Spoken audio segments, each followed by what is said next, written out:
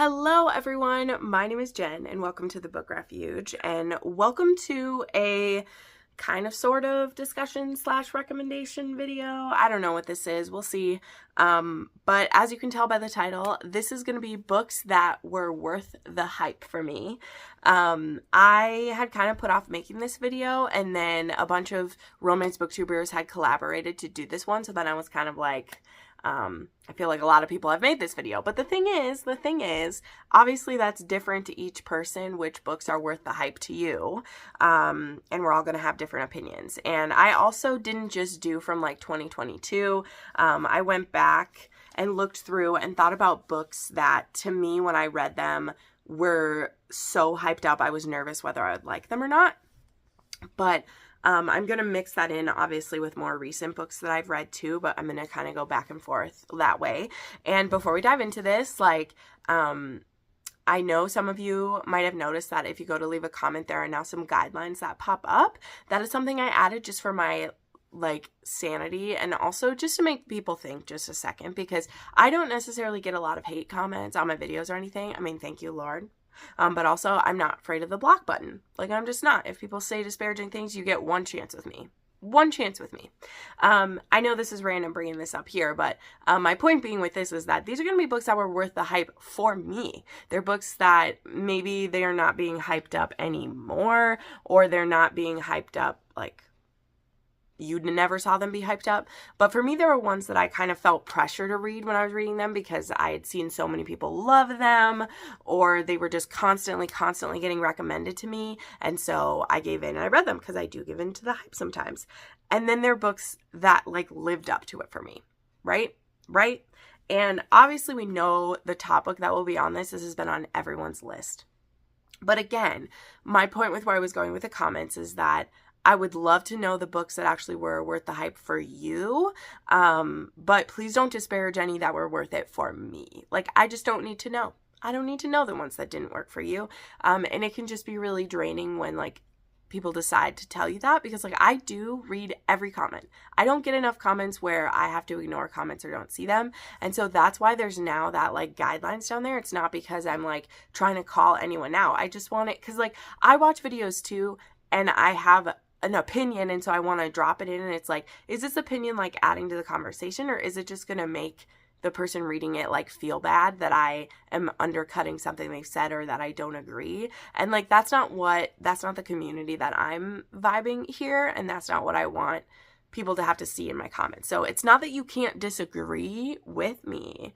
I just don't want to hear it if it's not shared respectfully. Does that make sense? Because I love debate. I love going at it. But also, at the end of the day, like, my comments are like a curated thing. And it'd be foolish for people to think that they're not. And so if people are saying rude things, I'm just going to block it from my view because I don't need to look at that. I don't need to be made to feel bad for my opinions. And I'm sorry this turned into a little rant. That's not what this is about. But I think specifically it's worth it to bring up when we're talking about books that have a lot of hype, because there are definitely books where I have the opposite view of, where I'm like, this was not worth the hype. And I probably won't be making that video. I know I've made it before, but I probably won't be making that one just because I don't, again, it's what I said. Like, I'm not here to like cut down what other people love. And though I do review every book that I read, that's what's in my weekly wrap-ups, when I'm making recommendation videos and doing stuff like this, I don't feel the need to like bitch about a book. You know what I mean? I'm here to gush about a book. So that's why making videos like books that weren't worth the hype are very rare for me. Like, I only make like 1 or 2 videos a year that are about books I don't like, because that's not what I'm doing. I'm a recommendations channel, you know, that's what we're doing. So anyway, again, sorry that turned into a whole thing, but I was sharing it about books worth the hype because this is extremely opinionated. My entire channel is an opinion, so there's that. But when you're making comments, when you're sharing your thoughts, like, just remember that these are all my opinions. I'm not here to like make you mad about it. And if you don't agree, if you see one that I hold up and you're like, oh, that was not worth it, well then just, you know, you don't have to like this video then, that's fine. But you also don't have to be like, you're lying, that wasn't worth it, because it's like, it's all opinion. People love Colleen Hoover, y'all. I don't. People love, I don't. It doesn't mean she's bad. It just means she's not for me. So, okay, like I said, the one everyone's held up, and I've talked about ad nauseum, so we'll go through it pretty quick, is, of course, Heartless by Elsie Silver. Flawless, I think, would work for this too. Flawless wasn't hyped for me to quite the same level this one was, and I think it's because like Flawless had already been out for just a little bit, and so everyone was like ramping up to read Heartless when I was reading Flawless, and so this is the one that felt just the most. But obviously this one lived up for the hype for me. This was my favorite book of 2022. If for some reason you haven't seen that video or all the crazy posts I made about it, this was my favorite book of 2022. This is a single dad, a nanny, a cowboy, a grumpy sunshine, two like mature adults who still have a lot of fun, who are very sexy. This was steamy, this was sweet, and it just was everything that I want, and I can't wait to read Powerless and continue seeing what Elsie Silver brings out. Like, I loved this. And like I said, I'm going to go back and forth between some new and old. And so for me, another book that was absolutely worth the hype, and I actually have a dedicated reading vlog to this. I am not going to link it. If you can find it, good for you. Dreaming of You by Lisa Kleypas. I'm still on the hunt for a first edition of this one. But I found a pretty old copy of it that I'm pretty proud of. But it's still a 15th printing, which there you go. But Dreaming of You by Lisa Kleypas. Oh, it has old books now. Oh, that's amazing. This, of course, is about Sarah Fielding and Derek Draven and Derek Craven. Sorry that I just said Derek Draven and Derek Craven. And it was literally mythical to me by the time I was reading this book. So I was very nervous if I would like it as much because he just seemed so broody. I mean, he definitely is broody. Okay, he's very broody, y'all. But I didn't know how I would feel about it because of how many people loving it. And I just had already learned by that time that historicals are very like, I mean, books as a whole are very personal, but historicals, I just feel like it's tough for one to like hit everybody the right way. But this book did. And this is about Sarah. She is an author and she wants to be writing, is writing a book where she needs to do some research, and she wants to be around Derek's gambling house to do research for her book. And Derek immediately is kind of taken with her, but he doesn't want her to know, so he's very like grumpy and standoffish with her and very like keep her at a distance, while all of his people slowly fall for her. And yeah. And also though, Sarah has a fiance who lives in the country and she's supposed to be going home to him, so this is a very like slow burn. But Sarah, she's very progressive for who she is. She's had parents who very much like fostered her, and she has like older parents too. I feel like she was very she was, I think, kind of like an oopsie baby to her kids. Like her parents, they didn't think they could have kids, and then they had her. And so she was very kind of like spoiled but well raised by her parents, I would say. And these two, like, they just have a chemistry that's amazing. And Derek is so interesting. Like, I will say, he's not my favorite Kleypas hero. Like, there are some that I love more. But when we're talking about, like, if the book is worth the hype, I don't think that there is a Lisa Kleypas book that is hyped as much as Dreaming of You. And for me, the reading experience of reading this, I read it all in one sitting in one day. And it was really epic to me. And the happily ever after at the end, oh, nobody writes a HEA like Lisa Kleypas. Like, it was beautiful. The HEA at the end of this was glorious, and I just loved it, and this was absolutely worth the hype for me. Yeah, then we have another newer one that I read, and this I just read at the beginning of January, and I had really dug my feet in, and this is a case of one where, like, the hype for the author was so far not matching up for me, because I'd read many books by this author. Like, honestly, I've read 6, 7, 8 of her books, and they just weren't landing for me. And then I saw that a few of my friends had this in their favorites of the year list in 2022.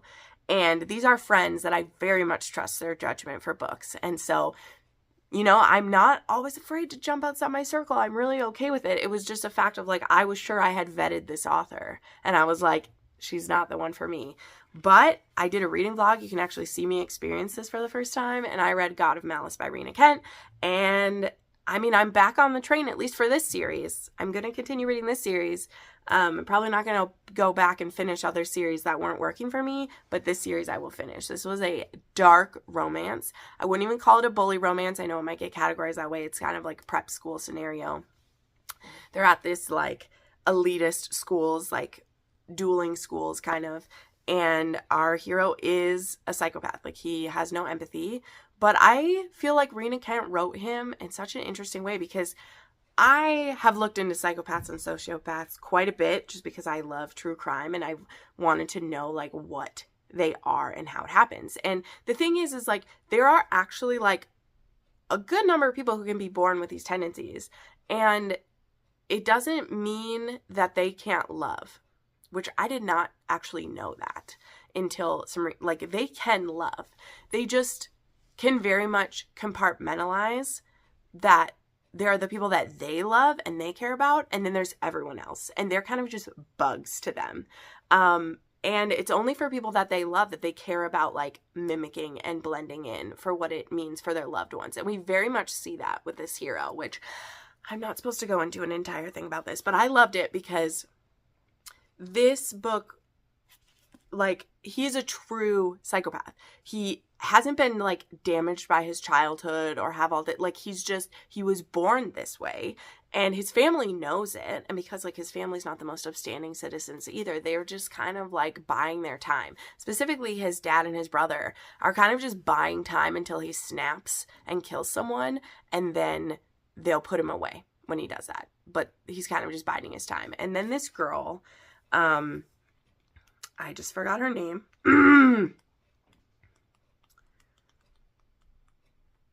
Glendon, that's why I forgot it. It's weird. She gets in his sights one night, and this book does start with an assault, like some other books that I love. And she thinks she doesn't want to be in his sights. But the thing about this book is that the heroine is also from a powerful family. This isn't the case of she doesn't have people who love her or people who won't help her. She could get out from under his thumb, but she doesn't want to. And where that goes and how this plays out, I thought was fascinating. So this was a 5-star read for me. It was worth all the hype and all the people trying to get me to read it. And like I said, I will be continuing very soon with God of Pain and God of Wrath and the other stuff she has coming too. I definitely want to read those. Then we have another historical that was worth the hype for me, and that's Lord of Scoundrels. This is one that I had listened to so many podcasts about this episode before I even read it. So it's like I thought I knew what it was going to be, which, I mean, I did know what it was going to be because I'd listened to Smart Women Read Romance and Fated Mates and a couple others do podcasts about this book. But I was kind of like, oh, I'm scared to read this book. And then I finally read it, and Jessica and Dane were exactly what I wanted. I love Jessica. She's almost a spinster. She goes to try to get her brother out from under the influence of this, of Sebastian, the Marquis of Dane. And he kind of takes offense to her getting her nose, who's this, you know, snooty little spinster trying to take away one of my minions. He doesn't even care about her brother. Like, he doesn't care. But he doesn't like that she's coming and sticking his nose in. And so they kind of get into this battle of wills.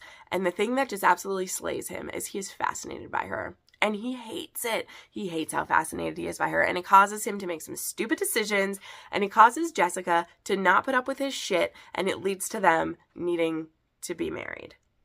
And that's what I'll say about it. It was totally worth the hype for me. And I loved that we were able to do this for our Rake Appreciation Society.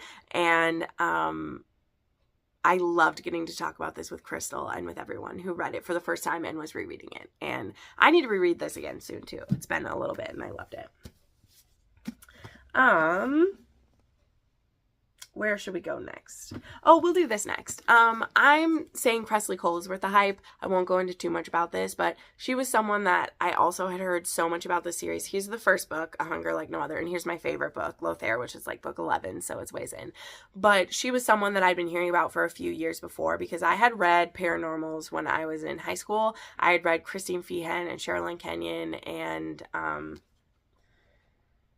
I just forgot a bunch of other people's names, but I had read all of those when I was a kid, but I had like missed Cressley Cole. And then again, like Fated Mates podcast, that's literally why they started, was because of Cressy Cole. And I listened to pretty much every episode before I read the books. And then I would listen to an episode after I read the books, and I enjoyed that so much. But these are Fated Mates. They are dark, they are twisty, there is uncomfortable scenarios, so be prepared for that. But I just love how not only are her romances always like just get me, but her stories are so compelling, and I'm so invested in the overall story of what's going on, and I just can't wait for there to be more. Her PA has definitely teased that we'll have some announcements about when the next books are coming soon, so very excited to find out when the next ones will be coming. All right, another recent one that was worth the hype for me was Restore Me by J.L. Seegers. So this was recommended by Crystal, big sis. She had read this, and then because of how much she gushed about it, because Crystal is extremely articulate and speaks about books wonderfully, I immediately added it to my TBR. And then a bunch of other people read it and were also gushing the same way, and I was like, damn it, I gotta read it. So this was also one of my first books of this year, right? Yeah, I read this earlier this year. This was gifted to me by Caitlin from the Love Library, and she sent me this copy, and this book was very emotional. This was very beautiful. This is about Sloane and Dominic, and her husband died a few years ago, and so she's a widow, and she is struggling with some touch hunger where she hasn't been with anyone since her husband, and she is having some, like, you know, mental and, like, emotional struggles with, like, being so isolated and separated. And so then there's Dominic, who was her husband's best friend, and he seems like he hates her. He doesn't like to be around her. But they end up where, like, I think he's a contractor and she is like a designer, and they end up getting paired together for this job. And when she decides to start dating again, he hears this, and not only has he been in love with her since before she ever even met her husband, but she doesn't remember that, which is a big part of the story. He volunteers himself because he's like, I know we haven't got along, but I also know you and I care about you, and I'll make sure that, you know, I'm not going to take advantage of you.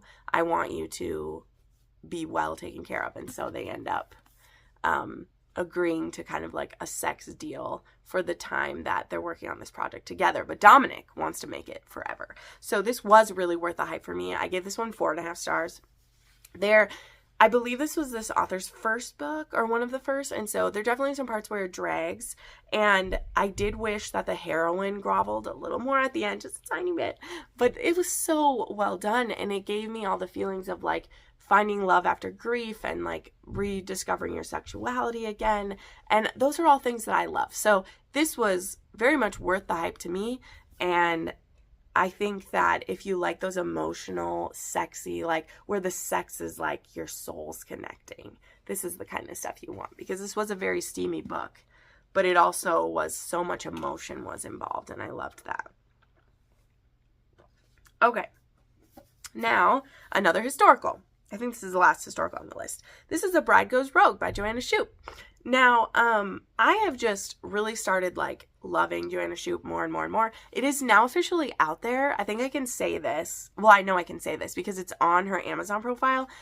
Joanna Shupe is also Mila Finelli. I think some of you know that, but it officially says so on the bio of Mila Finelli that she's Joanna Shupe. So, but I started reading, I had read a few Joanna Shupes, but I started reading Mila Finelli last year, the Mafia series, The Kings of Italy, and I really loved it. And when I found out that Mila Finelli was Joanna Shupe through, like, I found out quite a while ago, like last summer, through someone else who found out, like, a whole thing. I was like, well, I want to read more of her books then. Like, I want to try again. Her style doesn't always work for me. Her views that she shares don't always work for me. I was trying to find the right word to say. It's not. But I've really loved The Fifth Avenue Rebels. So I didn't read book 1 because none of my friends liked book 1, so I just skipped it. But I read The Lady Gets Lucky, which was also very lovely. A lot of my friends loved it. But The Bride Goes Rogue, people had just gushed about. And this one was about Catherine and Preston, and like they had been in an arranged marriage, or at least Catherine thought. But when she goes to ask Preston when they can set a wedding date, he's like, I'm not going to marry you. And so she's like, fuck you, I'm going to go lose my virginity because I want to enjoy my life if I'm not in this arranged marriage. I've been keeping myself pure. I've been keeping myself, well, not even pure, but like I've been keeping myself, you know, off the market, and you weren't planning to marry me. Because this arrangement was made behind his back too. Like he didn't want it to happen. I mean, arranged marriages are like that. Shocker. This is a Gilded Age romance though, so that some of the men in particular are like, yeah, I don't want this. So she goes to this party where she plans to lose her virginity, and who does she lose her virginity to but Preston? And now they're obsessed, and it goes from there. And I loved this. Okay, I love this so much. I had such a great time with it. The audiobook was great. There's a great grovel by the hero because he definitely fucks up in the beginning with how he treats her and a few points along the way. But his grovel was really good. And then that led me to ask for the arc of The Duke Gets Even, which just came out the other day. And that is one of my favorite books of 2023 now. So this book lived up to the hype for me, and it's, you know, it's made me want to read more of Joanna Shupe, even though, like, I'm going to continue reading her Mila Finelli stuff.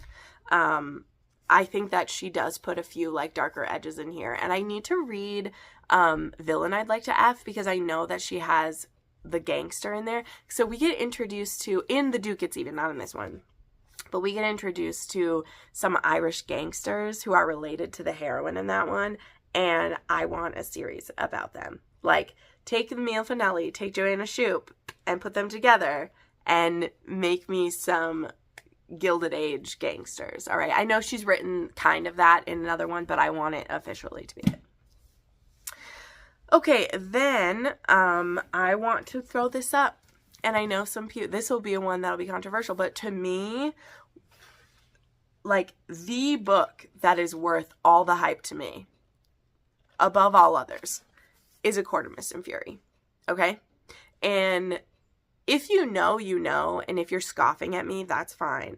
But this is a book that not only was it worth the hype for me when I read it, but having been a part of SJM along now, you know, having like started that and watching people read these for the first time, and especially people reading ACOTAR and maybe liking ACOTAR, and then being like, wait, what's happening? And watching people go through this book as a journey, and then realizing what we all love about it so much, I believe this book is worth the hype. And just like I said at the beginning, it's not going to be it for everyone. But for me, the hype that people give this book is worth it.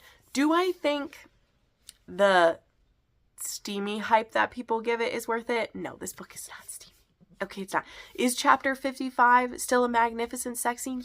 Yes it is. But any one of these other books that I've held up has a better sex scene than that. But the emotional impact and the way that this is built and these characters and the discoveries we have and the journey we go on with them, this book is worth the hype for me.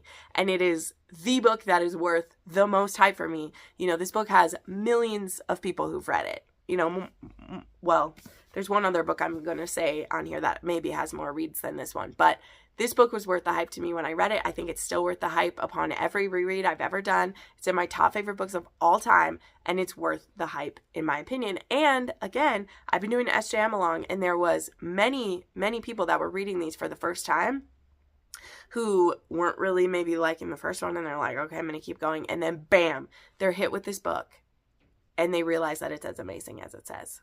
So I don't think you'd have so many romance lovers like me who think this book is their favorite book or up there with their favorite books if it wasn't worth the hype. I'm just saying. Okay, then I'm going to throw in another older book. And this one isn't even really, well, it's not a romance. It has a romance in it that I really loved. But we're doing books worth the hype, and I wanted to put this one in there, okay? And that is Mistborn. So I think the first one is The Well of Ascension, right? I read Mistborn during 2020. I borrowed the audio, or did I buy the audios? I might have even bought these audios. Because I was still kind of a part of the fantasy community. Like, that's when I made my transition, was like in 2020-ish. And I was like, damn, I gotta read these. I had read other Sanderson books by then, but I had put off Mistborn because I was just nervous it wouldn't live up to it for me. And I gobbled this trilogy. It hurt my heart. It burned, but I loved it. And again, like, I think it has a beautiful romance in it. I do think Brandon puts some very poignant romances in his books. He just doesn't put steam in them because he doesn't write that. But I loved the couple in this book. Like, I really, really did. I loved them. And it put me back in a place I don't love being in, because part of the thing that pushed me away from fantasy books is that I need HEAs, especially with the romance. And so this put me in a dangerous position a few times where I was like, I don't know if it's going to work out. I don't know. But I loved this story. I loved it so much. I haven't continued with other journeys of his just because I'm not in the fantasy anymore. But I never say never, because I'm a young woman still, and I know how excellent of a writer he is, and I love his stories. I've read 5 or 6, and I've loved them all in unique ways. Like, I really have. And these were ones for me that were worth the hype. And I believe that there are graphic audios for these. I know there's graphic audios for some of his books, because when we were all getting into the SJM ones, some people were telling me about these. So I may try reading these with graphic audio, and I think that could be like the ticket for me to do, right? But anyway, I'm slipping these in here. I know it's not romance and doesn't fit, but I also know that a lot of you have read Brandon Sanderson, because we talked about it. And I just find Brandon Sanderson a very pleasant person in general. I really do. Personal opinion. I love his podcast. I love his videos. And even though I'm not like currently reading his books, I really enjoy him. So the last one that I wanted to share, let me just make sure on my list that I'm not missing any. This one I just read. I haven't even talked about it in a weekly wrap up yet, which I may by the time you see this, I don't know, is Funny Feelings by Tara DeWitt. So this was another one that I had seen everybody talking about, and I had heard that it was very sweet, very precious book about a female comedian and her manager and his single daughter who's deaf, and just their like beautiful relationship together. And so I actually just read this week, and it was totally worth the hype for me. It was so sweet. It just, the way that it looks at humor, and like they both have insecurities, there's some anxiety, but it was so well written. Like, it definitely, like, if it had been any longer, because this is just at 300 pages, like it's just at 300 pages. So if it had been any longer, I think it would have been dragging on. But because it's at 300 pages, these two are just, they're so beautiful together. They're so beautiful together. Farley and Meyer, they're so beautiful together, and they end up having to like fake date for her career. But the thing is, they both like each other, so they're very nervous to do this fake dating and possibly have things like mess up between them, because they love each other. Like, they know that they like love each other, but they also are both fully aware that they love each other as like friends and family. And so they wouldn't want this to mess up. And there's a chance that they're, that this can like boil over for them. And I just thought it was really sweet. So this definitely lived up to the hype of seeing it on all my friends' bookstagrams and everything. And so I do recommend this one. And I'll have more to say about this in my weekly wrap up for week 4, whenever that goes up, or week 3. I don't know what week we're on. I think it's week 4. So yeah.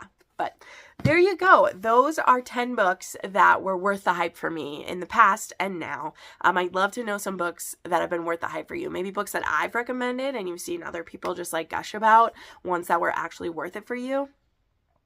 I would love to know that, because maybe if they're ones I haven't read, maybe I'll give them a try. So thank you so much for watching this video. If you haven't, please make sure you like this, be subscribed to my channel. I put up new recommendation videos and weekly wrap-ups, book hauls, reading vlogs, all that stuff goes up 3 to 4 days a week. I also have a Patreon and a channel memberships if you'd like to support me in some way. I do this full time.